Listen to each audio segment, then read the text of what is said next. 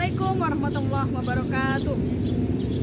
Teman-teman semuanya, sore ini saya ada di Masjid Sultan Mahmud Riyad Shah.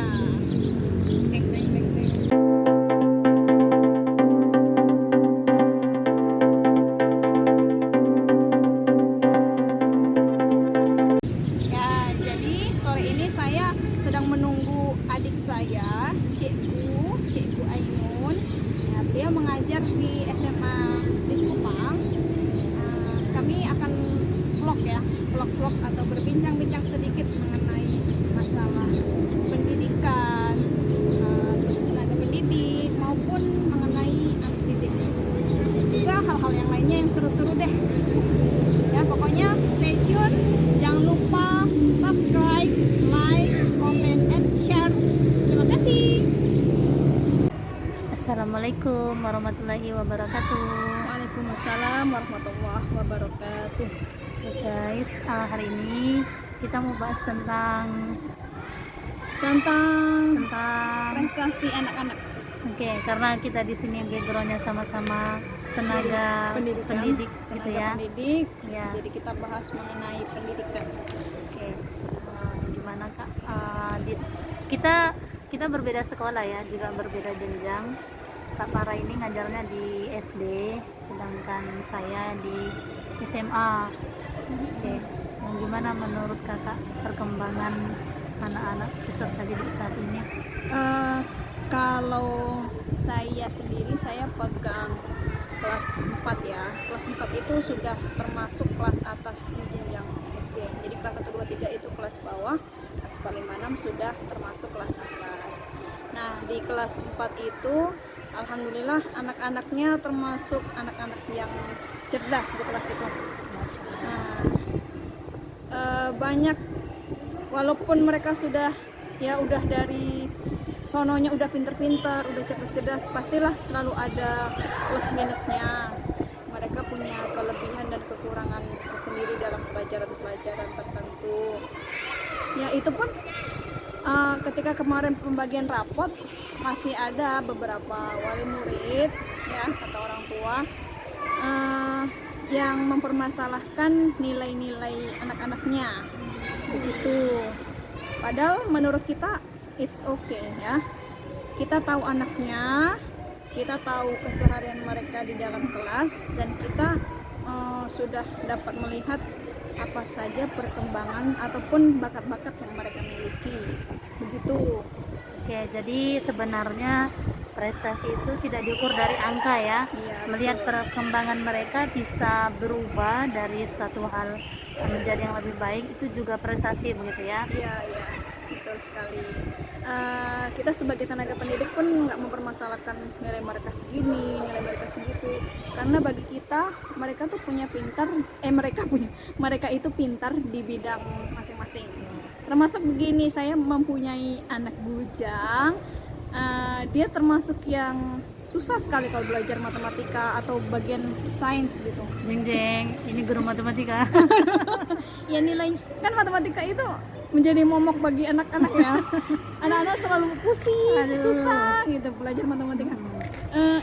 Itu selalu nilainya, nggak boleh bilang selalu. Ya, kedapatan nilainya anjloknya di matematika dan juga sains bagian IPA, pelajaran IPA juga yang tematiknya mengarah pada sains ya, berarti soal-soal nalarnya yang susah gitu. Okay. Gimana sih kata-katanya? Hot, soal yang hot. Soal yang hot. Yeah. Itu untuk penalarannya masih sulit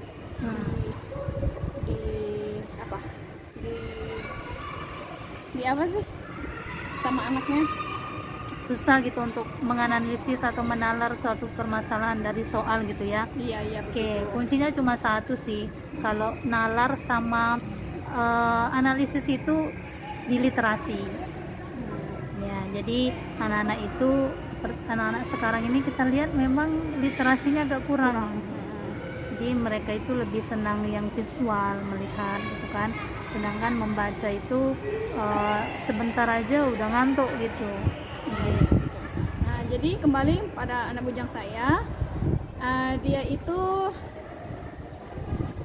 kalau bisa dikatakan nggak suka banget untuk matematikanya. Tapi kalau dalam pelajaran seperti bahasa Indonesia ataupun bahasa Inggris itu enjoy aja, suka. Jadi tematik bahasa Indonesia itu suka, terus bahasa Inggris juga suka. Pokoknya interest banget kalau pelajaran bahasa Indonesia sama bahasa Inggris. Walaupun nilainya nggak sampai 100, ya pas-pasan 80, terus nggak mencapai, ada sih pernah sampai 90 nilainya. Tapi bagi saya itu udah nilai yang good banget untuk dia. Pokoknya amazing lah kalau untuk bahasa Indonesia sama bahasa Inggris.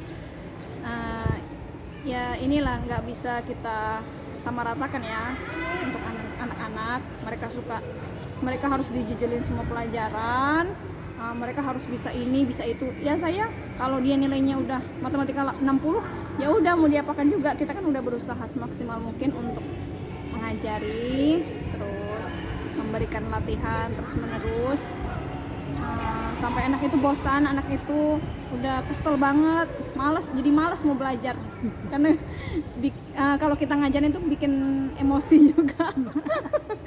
Jadi yang kita omongin itu Babang Ramdan ini fotonya, bisa Iya, dilihat nanti ya. lihat ada fotonya ya. Jadi Babang Ramdan ini anak yang solih ya, cuman ya kesulitannya itu dalam matematika gitu. Mungkin saya sebagai seorang guru matematika gitu ya, mau cerita sedikit.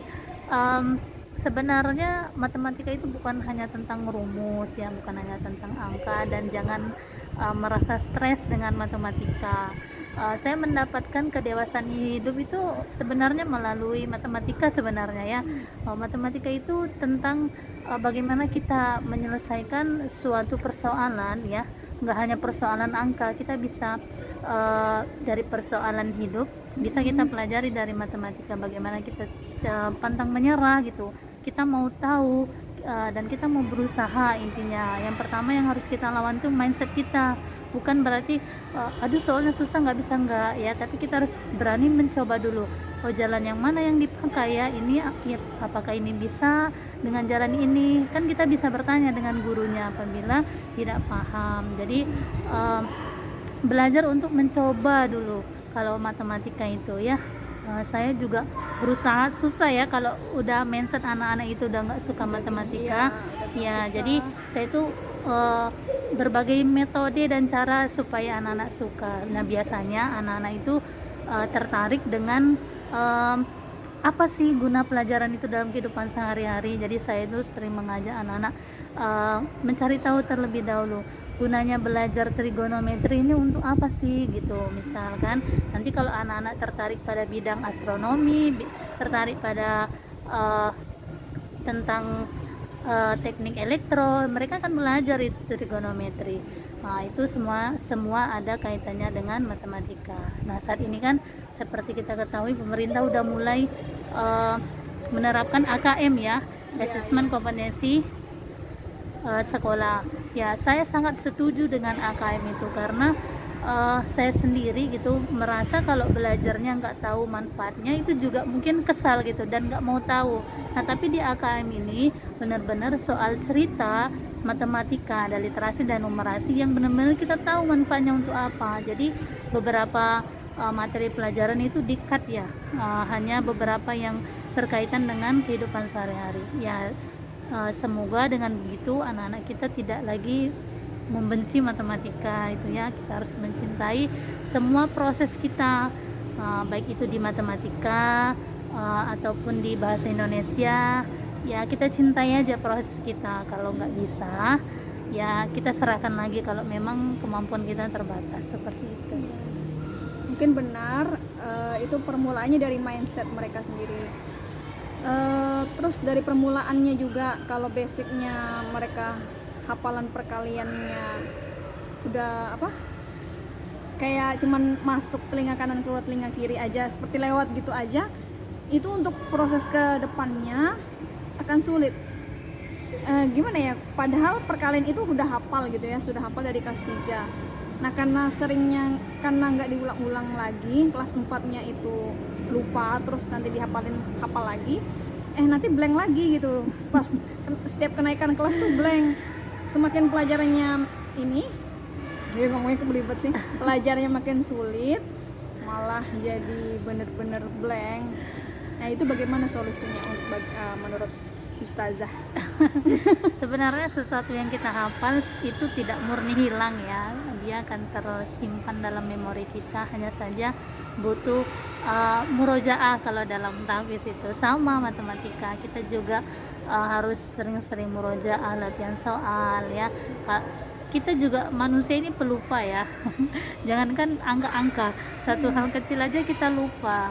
Nah jadi usahakan kan kita banyak nih kegiatannya, bukan tentang matematika aja. Ketika mau belajar matematika ya, misalnya materinya perkalian besok, kita kasih waktu anak-anaknya belajar, nggak usah banyak-banyak, 10 menit aja membaca kembali ya, insya Allah mereka tidak akan kaget dan kiku ya saat belajar materi, apalagi yang sudah pernah mereka pelajari atau hafalkan.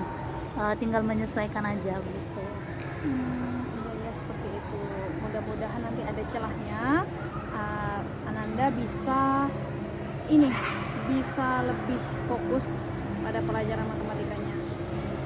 Mungkin saat ini masa kecilnya masih belum mau gitu ya, belum tertarik dengan matematika. Kalau kita kan beda, kita apa karena perempuan atau memang basicnya tuh lain ya, suka matematika. Jadi kita semangat gitu untuk belajar matematika, untuk mencari-cari, untuk berlatih. Ajarkan mereka dari hal-hal yang kecil gitu ya kan, tentang keuangan itu juga matematika. Jadi nggak perlu hal-hal yang mereka bisa memecahkan satu soal itu, nggak perlu gitu. Dengan adanya kemajuan sedikit aja harusnya kita apresiasi untuk mengembalikan rasa tertarik atau suka dan mau belajar matematika. Insya Allah dengan begitu nanti lambat laun mereka akan senang dengan sendirinya ketika bisa memecahkan suatu masalah.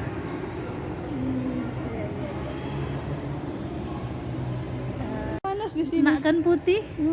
Iya panas banget. Oke, sekarang closing. Apa closingnya? Tadi ngomongnya masih belibet ya. Alhamdulillah ya, itu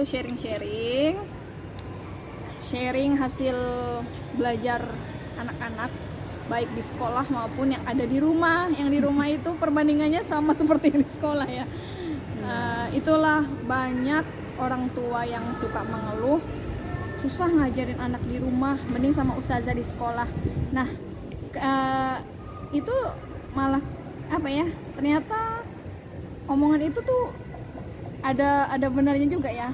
Hampir 75% itu benar. Ternyata lebih sulit gitu ngajarin anak. Karena ibu selain menjadi tenaga pendidik, menjadi ibu ya. Iya, jadi merangkap gitu. Gimana ya kalau di rumah itu kan anak-anak lebih banyak ininya ya, banyak iklannya. Terus karena sama orang tua sendiri, istilahnya tuh bahasa gaulnya mengkek gitu. Mengkek. Itu bahasanya ya, bahasa gaulnya tuh mengkek tuh manja, terus banyak alasan-alasan mau belajar ini, nanti ada iklannya dulu. Gitulah keluhan-keluhan wali murid atau orang tua yang ada di rumah. Terus apa lagi ya Ustazah? Buat orang tua tetap semangat gitu ya, mendidik anak-anak kita sama-sama. Insya Allah bisa melewati pandemi ini. Anak-anak bisa, hanya saja mungkin kita harus memperluas sabar kita. Namanya juga anak-anak. Ya begitulah. Dan apa? Tunggu. Oke. Dan buat anak-anak yang merasa nilainya rendah atau saya ini memang nggak bisa di matematika, itu jangan khawatir ya. Tetap semangat belajar, pasti kita ditolong kalau kita mau berusaha belajar ya lebih baik lagi. Kita sebagai orang tua pun tidak perlu berkecil hati, karena kesuksesan itu kan tidak dinilai dalam semua pelajaran ya. Sukses itu fokus pada satu hal yang disukai. ataupun satu hal yang memang udah takdirnya dia sukses di bidang itu. Bisa jadi ya walaupun masa kecilnya ini ya misalnya nggak suka matematika, dia tidak akan tertarik sama sekali dengan matematika. Bisa jadi nanti ketika dewasa dia menjadi ahli bahasa gitu ya, ataupun yang lainnya.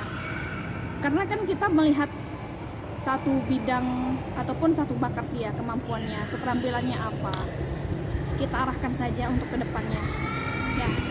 Untuk orang tua atau wali murid yang ada di luar sana,